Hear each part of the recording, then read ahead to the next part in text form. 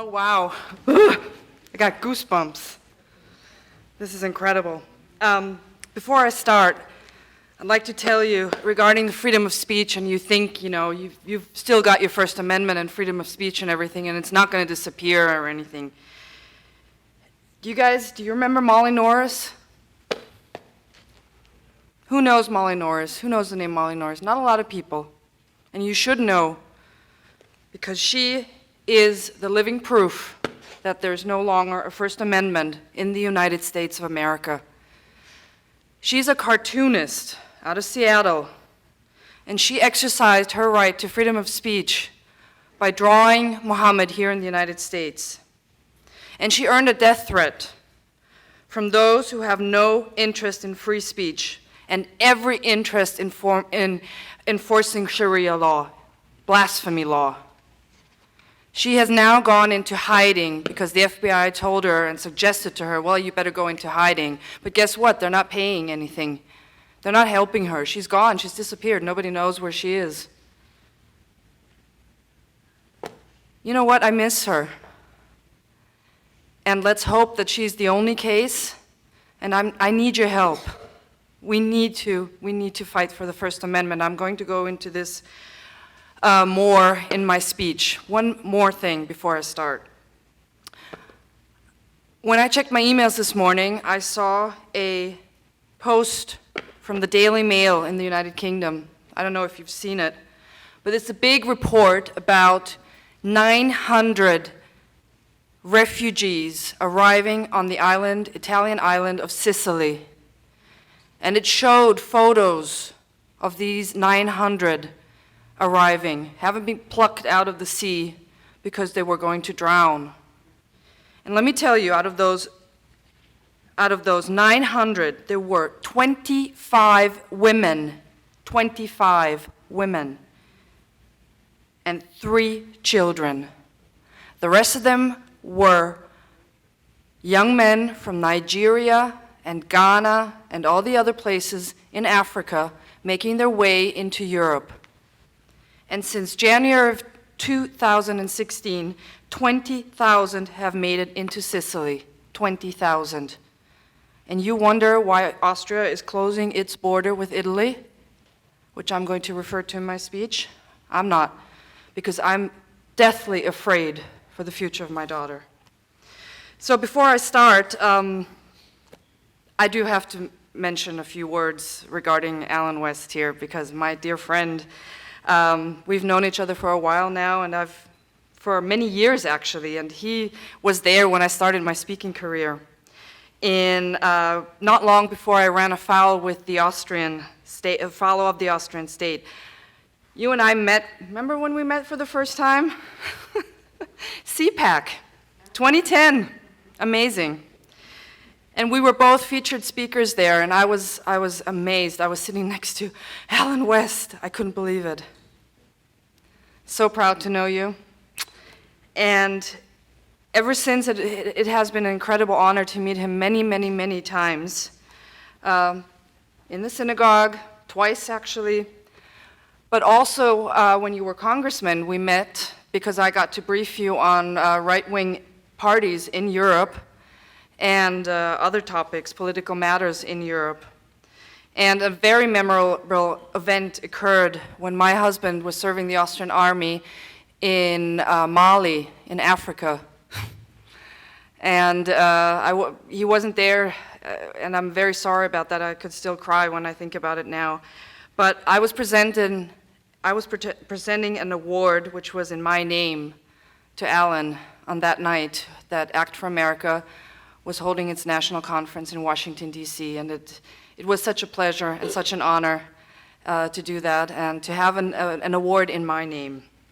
And finally, needless to say, along with countless others, I'm sure, I'm not the only one, I, of course, would like nothing more than a personal meeting with you in the Oval Office one day. Okay? Wait, but the time may not be right yet, but let me finish. I have a dream. Okay? And I'm not sending you home just yet, okay? So you're gonna get your speech, and it's not going to be pretty, but I hope you bear with me. So, ladies and gentlemen, thank you very much for inviting me to speak here in Dallas. As you may know, this is the first time I'm in Texas, first time in Dallas for me, even though I grew up in the United States, as you may tell from my English.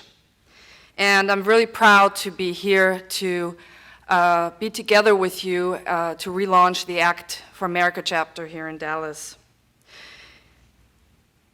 We live in perilous times, ladies and gentlemen. Advocates for freedom on both sides of the Atlantic need to stand together. For the past 9 months, Austria and the rest of Western Europe have undergone a profound transformation, one that will inevitably change the face of Europe permanently. I refer, of course, to the migration crisis, which began in earnest last summer and is continuing as I speak to you. As the weather warms up and spring gives way to summer, we may expect the crisis to intensify even further. More than 1 million immigrants have arrived in Austria, my native country, and Germany via the so-called Balkan route last year, and at least as many are expected to come this year, but probably significantly more.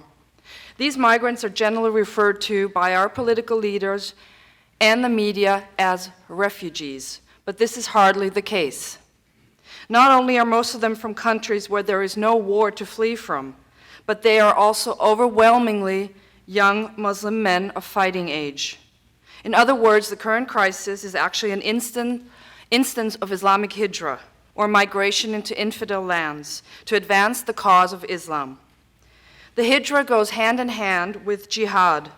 Once enough Muslims have settled in the target country, violent jihad can begin. And it should be very clear now that the jihad phase has already begun in Western Europe.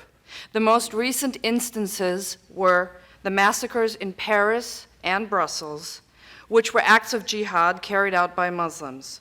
Some of the terrorists were, in fact, refugees who had pretended to be Syrian and came in with the migrant wave.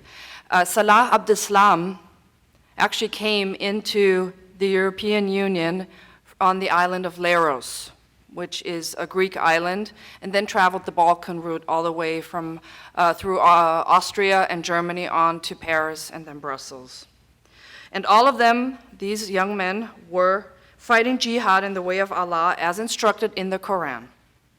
I could take my entire time slot tonight talking about the European migration crisis and never do more than scratch the surface.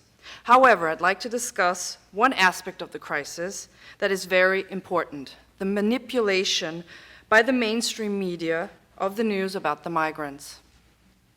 A single example from a beach in Turkey will help give you an idea of what is going on. The image that sparked interest in the crisis was a widely publicized photograph of the dead toddler on the beach in Turkey. You may remember that. That photo is an example of media manipulation, not about the fact that of the baby's death, but what was done with the little body once he was dead. There's now ample evidence that the body was moved and arranged in place so that the most heart-wrenching photo could be taken. Furthermore, the father of the child was not a poor, helpless refugee trying to escape to freedom, but an accomplice of the people smugglers who piloted the boat, who irresponsibly brought his family with him. For journalists working for Der Spiegel or Le Figaro or The Guardian or CNN, the media narrative is more important than the truth. And the media narrative was and is that poor innocent refugees are drowning because they are left to die by the evil Europeans. Those facts about the incident never made it into public consciousness, not like the image of the pitiful corpse at the edge of the waters. That's the kind of story the Western media love to dish out, especially when it promotes the media narrative. It's also the kind of story that Western audiences love to lap up. It's what Gates of Vienna, the website I'm associated with, calls dead baby porn. Dead baby porn tugs at the heartstrings of well-meaning Western Europeans. It gives them a vicarious frisson about the poor, suffering child. And in their response, it makes them feel morally superior when they join the clamor to open their country's border to the unfortunate refugees. The media feed the public a steady stream of photos and videos that feature pitiful migrant women and children. We see them looking through the razor wire towards freedom, weeping and cooking their food over a campfire and being pushed back by evil border guards. Yet these images are so misleading that they constitute disinformation. The ugly fact is that the overwhelming majority of the refugees are healthy young men who either have no wives and children or left them behind to seize the opportunity for hijrah into Europe. They come from Afghanistan, Morocco, Pakistan, Eritrea, and what have you. But they acquire forged or stolen Syrian passports so that they become Syrian, quote unquote Syrian, and thus qualify for VIP status in the flood of refugees. Ladies and gentlemen, we are being deliberately manipulated. The Western public is being manipulated into supporting the migration of fighting-age Muslim men into Europe. And they are being manipulated into joining the crowd of starry-eyed people holding up "Welcome Refugees" signs in European train stations. You may all probably have seen those images. And they are being manipulated into paying for all of it through their donations to various NGOs whose mission is to aid the so-called refugees. Yet their donations do not cover the entire cost. It's a very expensive proposition to send refugees from Anatolia to the Greek islands, and then through Macedonia, Serbia, Croatia, Slovenia, Austria, and then on to Germany. And it's not just the payment to the people smugglers, no, who take them across the few miles of the Aegean and dump them off at the island of Lesbos. Although this is very expensive, and this is expensive enough. From there, they are carried by ferry to the mainland, housed, clothed, and fed. When they continue their journey, they ride on buses and trains almost the entire distance.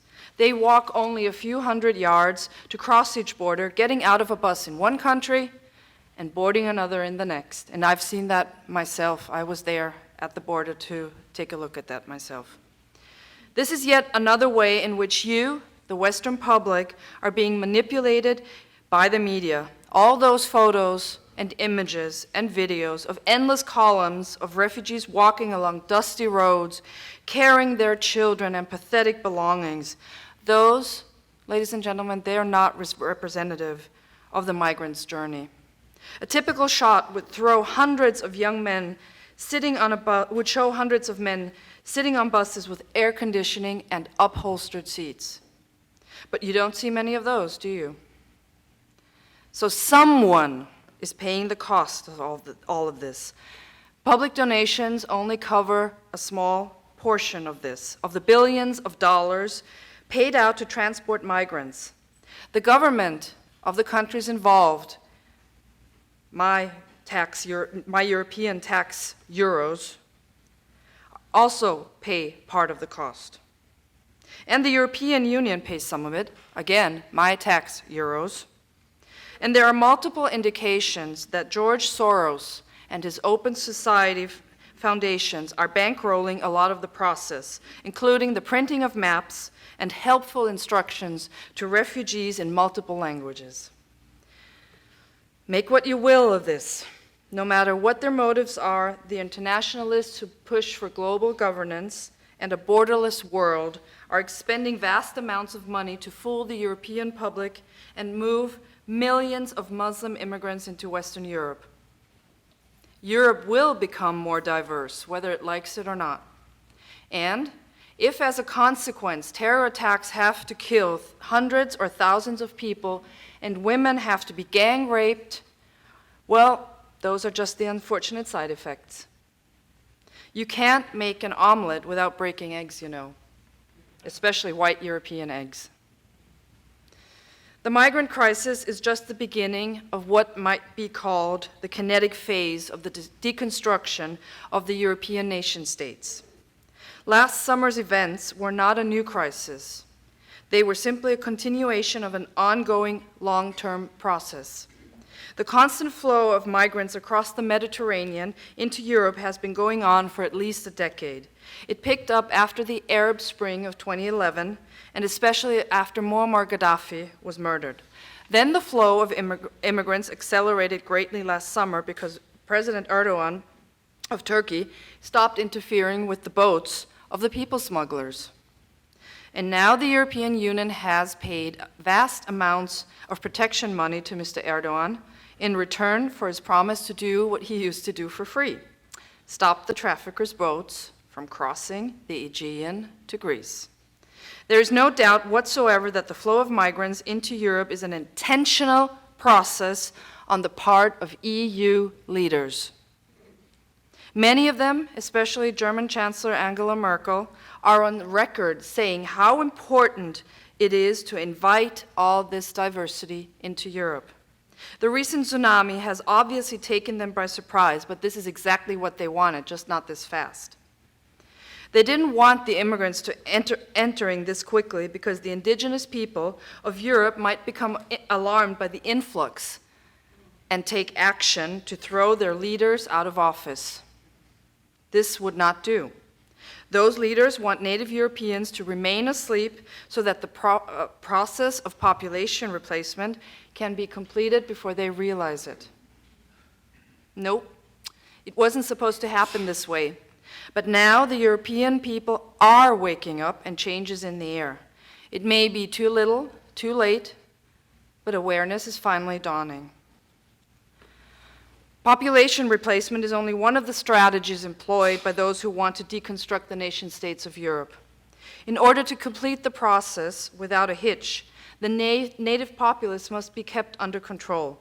Existing cultural institutions, such as the church and patriotic organizations, must be discredited and weakened so that people are unable to form networks and organize against what is being done to them.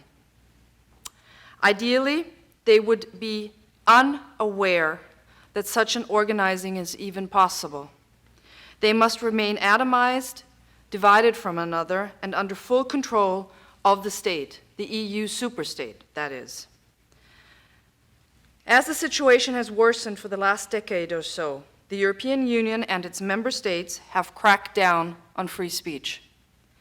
Bringing in so many migrants has accelerated the Islamization of Europe, which tends to be unpopular among the populace.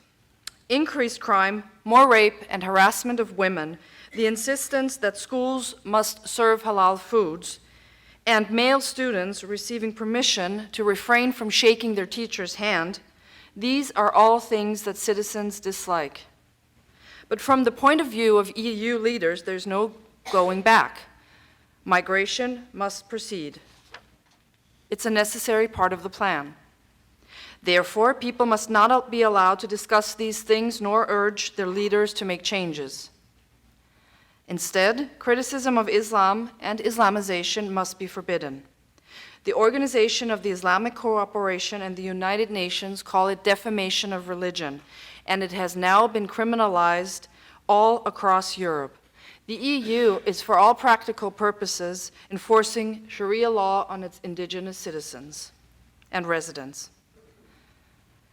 10 years ago, when I first began this work, it's been 10 years, wow, the number of political prosecutions for hate speech was very small in Europe. The cases could be counted on the fingers of one hand, but that number has been increasing steadily and exponentially.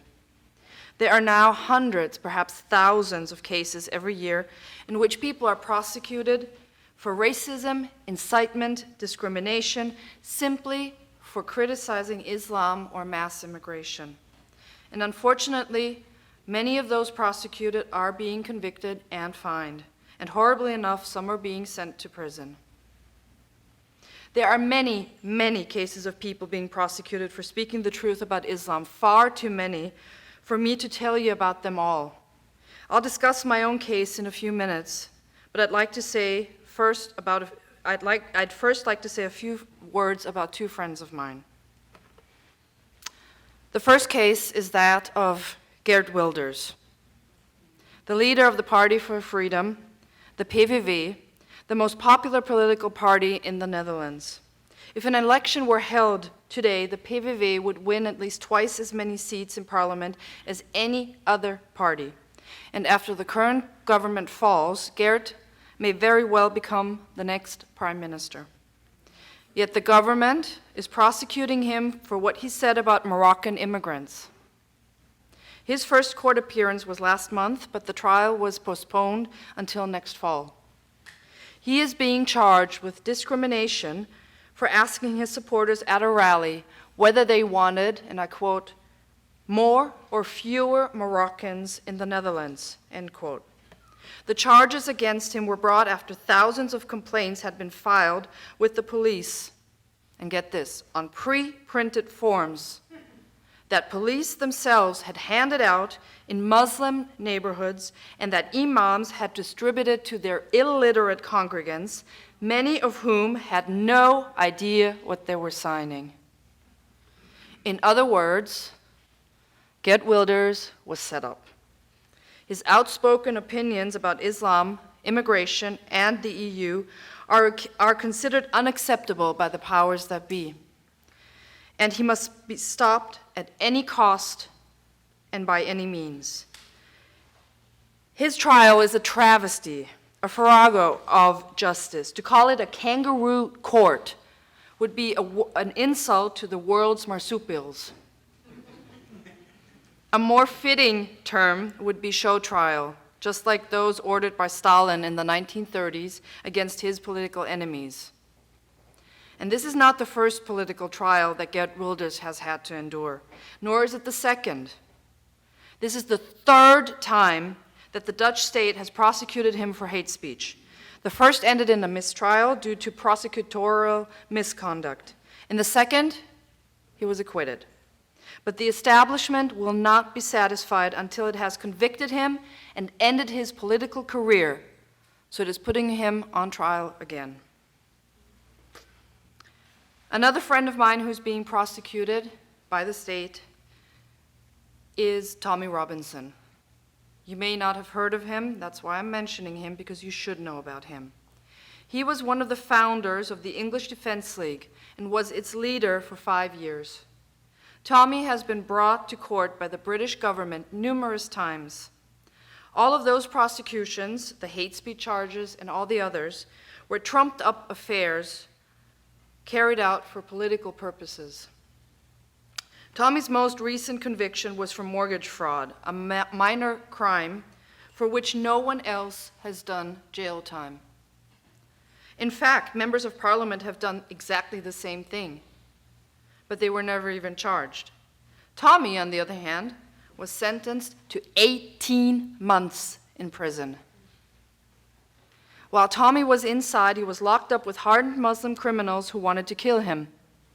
He was repeatedly attacked and beaten up and ended up in the prison hospital more than once.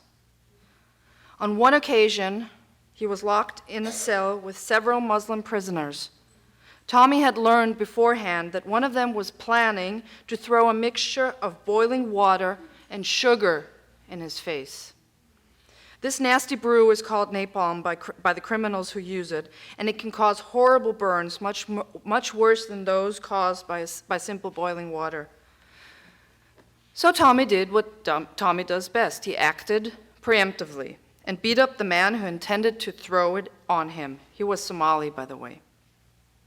It is this incident for which he was recently charged, and he was very afraid to return to prison. But thanks to the efforts of a group of women through crowdfunding, they raised more than 28,000 British pounds. And Tommy was for the first time able to retain a top-notch lawyer. And I'm happy to tell you that he was acquitted and is now a free man to return to his wife and 3 young children. The real issue behind all these arrests is that Tommy speaks the truth about the danger to the British about the danger to the British people posed by Islam. But he is no longer being prosecuted for hate speech offenses. The state does not want the substance of what he says aired in an open courtroom and discussed in the national media. Therefore, other types of infractions must be found and other charges must be brought. The current case against him is simply the latest example of the repressive tactics employed by the totalitarian British state. So here's the plan. You lock up the most charismatic leader the British counter-jihad has. You put him in with the most dangerous enemies he has, Muslim criminals who have promised to kill him. Make sure that the guards are absent or looking the other way when the trouble starts. Then, as far as Sharia-compliant British state is concerned, the problem has been solved. The UK, like all the other enlightened governments of Western Europe, has abolished the death penalty. But you know, there's more than one way to kill a political nuisance. You don't have to march him up to the steps of the gibbet, but put the noose around his neck and open the trapdoor under him. Ladies and gentlemen, what is happening to Tommy Robinson is capital punishment by alternative means. And now, for my own case. And there's going to be some new stuff for you too, that you haven't heard. In early 2008, I began a series of seminars in Vienna under the auspices of the FPÖ, which is the Austrian Freedom Party, explaining to members and other interested parties what Islam, the Quran, and the Hadith really teach, along with basic tenets of Islamic law. In my presentations, I discussed the consequences for democracy, freedom, and human rights today, and I continue to do that until today. I still hold these seminars. For the next year and a half, the interest in my seminars grew, and attendance increased. The success of my lectures drew the attention of Austrian leftists who are determined to discredit and destroy the work of those who criticize the tenets of Islamic doctrine. To them, we are racist, fascists, Islamophobes, you name it. And unbeknownst to me, the left-wing magazine called News sent a reporter to one of my seminars, and she surreptitiously made a recording of it. As a result, in late November of 2009, a criminal complaint was filed against me for hate speech. From an Austrian left-wing point of view, my offense was compounded by the fact that my seminars were held under the auspices of the Freedom Party. Despite its popularity with the Austrian voters, the FPÖ is reviled as a xenophobic party by the leftist media and politicians. And needless to say, they are leading the polls right now and have been for the past year and a half or 2 years. The party is up to about 30% plus in the polls. The complaint against me was not filed by the state, but rather by News Magazine, the publication whose reporter had infiltrated the seminar. For the next 10 months, the possibility of a formal charge was left hanging over my head, but I received no official word about what might happen to me. All I could do was retain legal counsel and wait. And in the meantime, I lost my job.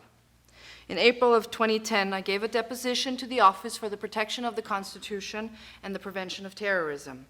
After that, there was nothing from the prosecutor's office.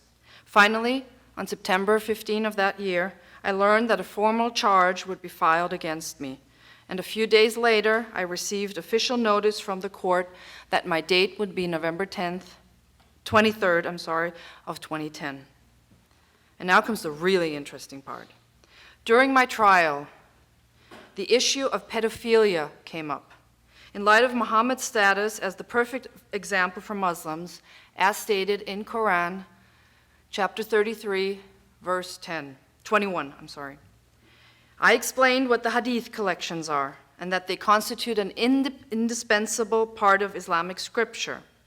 I emphasized that I had made up none of it, but simply quoted canonical Islamic scripture concerning Muhammad's conduct, including his marriage to little Aisha. The trial was then adjourned until the following January. At the second hearing, excerpts from my seminar recordings were played back, demonstrating that the original charge of incitement to hatred was completely unjustified. The judge then discussed my statement that the conduct of Muhammad is exemplary for Muslims, and took particular issue with the statement, and I'm now quoting myself, "What exactly would this behavior be called today if not pedophilia?" End quote, which was a reference to the Prophet's marriage to a 6-year-old girl. Evidently aware that the charge of incitement to hatred was never going to fly, the judge, at her own discretion, eventually announced a new charge: denigration of religious beliefs of a legally recognized religion in Austria. My defense was unprepared for this and requested that the trial be adjourned. When the court reconvened in February, events swiftly moved to a close. The judge decided that the language used in my seminars did not incite hatred, but utterances regarding Muhammad and pedophilia were punishable, as this, and listen to this carefully, as this is a sexual preference solely or mainly directed towards children. The judge stated that this cannot apply to Muhammad, who was still married to Aisha when she attained the age of 18. Thus, I was not found guilty on the count of incitement to hatred, but guilty on the charge of denigration of religious beliefs of a legally recognized religion, to be punished by a 480 euro fine or 60 days in jail. I wanted to go to jail, but I was prevented due to sort of certain procedural reasons. The charge on which I was convicted was ludicrous on the face of it. Not only did I never say that Muhammad's actions constituted pedophilia, but Muhammad's actions, which were undisputed by the court, included having sex with a 9-year-old girl. If I had said what I was accused of, it would have been nothing more than the simple truth and unremarkable to any normal and sane person. I appealed, of course, my conviction to a higher court. In December 2011, the verdict was upheld. Later, the case was considered by the Austrian Supreme Court, which again upheld the verdict in December 2013. But I don't give up. So, because I've exhausted my options for justice in Austria, I put the case before the European Court for Human Rights. It was accepted and has been pending now for several years. Whichever way the court decides, the verdict will have implications for citizens throughout Europe, and not just for Austrians. If my conviction is overturned, it will set an important precedent, for the freedom to criticize religion and religiously sanctioned conduct. If, on the other hand, my conviction is upheld, the situation will be dire indeed. To quote the words of British Foreign Secretary Sir Edward Grey, spoken on August 3rd, 1914, "The lamps are going out all over Europe, and we shall not see them lit again in our lifetime."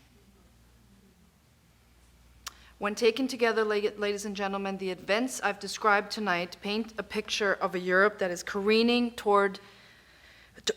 over the multicultural cliff.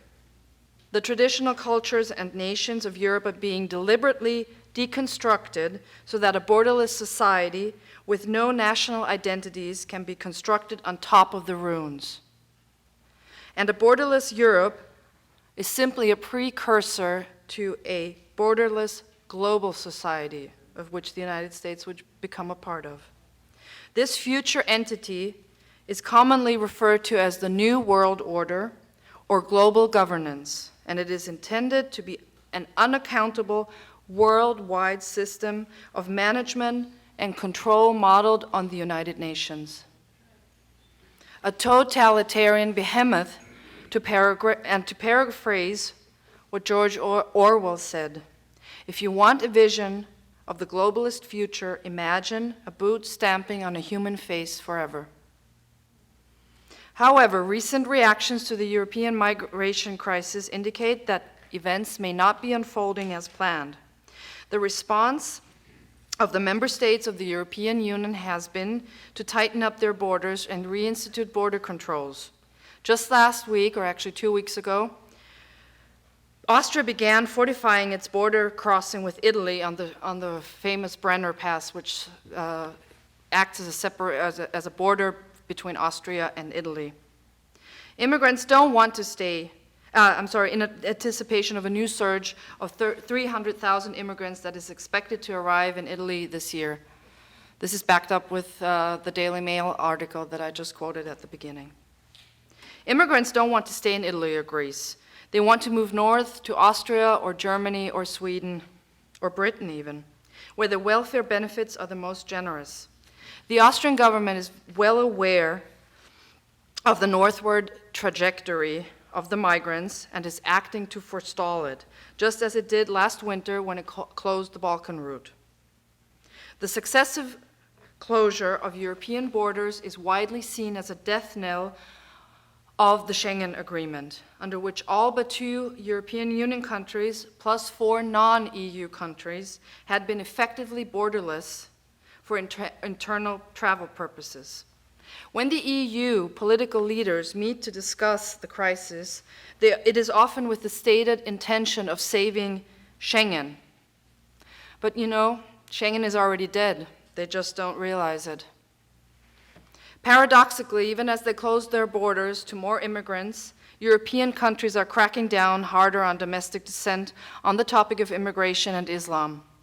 In Germany and Britain, people are being arrested for posting messages that criticize immigrants or Islam on social media. For instance, police in Berlin recently raided 10 residences after their occupants spoke negatively about Muslims who celebrated the Brussels massacre. After the occupants had voiced anti-migrant sentiments on Facebook. A man in Belgium, on the other hand, spoke negatively about Muslims who celebrated the Brussels massacre and was immediately visited by 3 policemen who requested that he refrain from such criticism in the future. If European countries are now determined to keep out future migrants, why are they cracking down on citizens who criticize immigration? The short answer is there are millions of immigrants already here. Hence, they must be placated. If criticizing them makes them angry and causes them to take the streets to violent demonstrations, then criticism of them must be outlawed. Makes sense, doesn't it? I don't need to tell you that most of these millions of immigrants are Muslims. That's why criticism of Islam must be vigorously suppressed. Notwithstanding the much trumpeted status of Islam as a religion of peace, Muslims in Europe are notoriously prone to violence. And they are always ready to take to the streets at a moment's notice. They may begin with loud chanting and signs that say, "Behead those who insult the Prophet." But they more than likely will escalate rapidly to throwing rocks, assaulting the police, burning cars, vandalizing property, and other forms of general mayhem. No, it's much better and easier to silence the critics of Islam in the hope that mob violence will be postponed just a while longer. Exceptions to the general repression may be found in EU member states of the former East Bloc. It seems that people who survived decades under communism are less susceptible to the tyranny of political correctness. There is a group, an alliance of resistance, which is known as the Visegrad Group, and this was formed after the fall of the Iron Curtain. So we have Prime Minister Viktor Orban of Hungary, President Miloš Zeman of the Czech Republic, and Prime Minister Robert Fico of Slovakia. They allow dissent on the issue of Islam, and their political leaders are among the foremost Islam critics currently in the EU. What they say into the microphones in their state broadcasting studios is the same thing that prompted the prosecution of Geert Wilders, Tommy Robinson, and myself. Nowadays, those former communist dictatorships host the freest speech in Europe. Would you believe that? And the Visegrad Group is also resisting the mandatory quotas of refugees that the European Union is trying to impose. Hungary, Slovakia, the Czech Republic, and Poland have all declined to take in any of Mrs. Merkel's refugees. President Zeman, Prime Ministers Orban and Fico have gone so far as to state that they specifically do not want any Muslim immigrants, and that Islam is incompatible with a free and democratic society. Ladies and gentlemen, the future of Europe may depend on these stalwart patriots behind what used to be the Iron Curtain. They are leading the way, showing the cowardly political leaders of Western Europe how these things could and should be done. Ladies and gentlemen, you may be asking yourselves, why should I care? Sitting here in the beautiful state of Texas, why should I care about what's happening in Europe? These things are thousands of miles and an ocean away from here. Let the Europeans sort it out for themselves. Well, there are two practical reasons why what happens in Europe should be of concern to Americans. The first is that Islamic ascendancy in Europe poses a security threat to the United States. Not only does Western Europe offer a springboard for the great jihad to jump the Atlantic, but there are also stockpiles of nuclear weapons and other advanced armaments in Europe. There are already far too many Muslims in the ranks of the military in France and Britain. What will happen if the tipping point is reached and sleeper cells are activated? The second reason is that your own government is attempting to replicate the European model right here in the United States. And you're all aware of the refugee resettlement program, I'm sure, so I can actually skip it over because you all know about it. I just want to ask you one question. Do you know whether any of these Syrians brought in under the refugee resettlement program, do you know them? Do you know about them? Do you know, are they vetted? Does your congressional representative have any idea what's going on? So you better ask him or her. Ladies and gentlemen, Europe's present is America's future. The massacres in Paris and Brussels are coming here as soon as enough jihad sleeper cells are in place. The first dark cloud of the coming storm appeared last December over San Bernardino, California. And when it breaks fully, it will be fierce indeed. Those who plan a borderless world are just as intent on overwhelming the United States with third world immigrants as they are France, Germany, and Britain. Undermining national sovereignty is the name of the game throughout the entire Western world.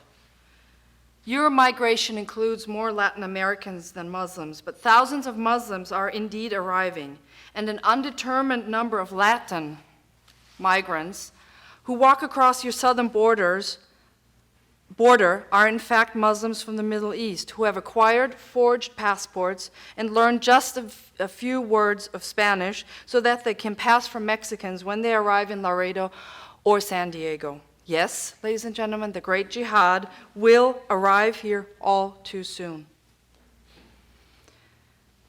So, ladies and gentlemen, I urge you with all my heart to exercise your fundamental constitutional rights while you still can. Speak up and speak out against what is happening at every opportunity. And thank God for your First Amendment. We don't have that in Europe, and I wish we did. Thanks to the Bill of Rights, prosecuting dissenters is much more difficult here in the USA. And thank God for your Second Amendment. Most Europeans have no ready access to legal firearms.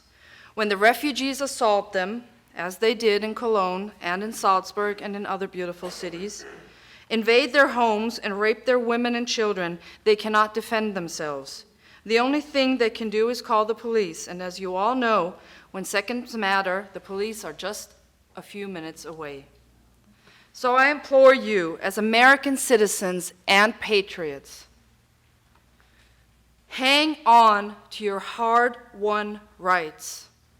The Constitution is being taken away from you bit by bit. Take action while you still can. You are so fortunate to live here in the United States, but large forces are arrayed against you.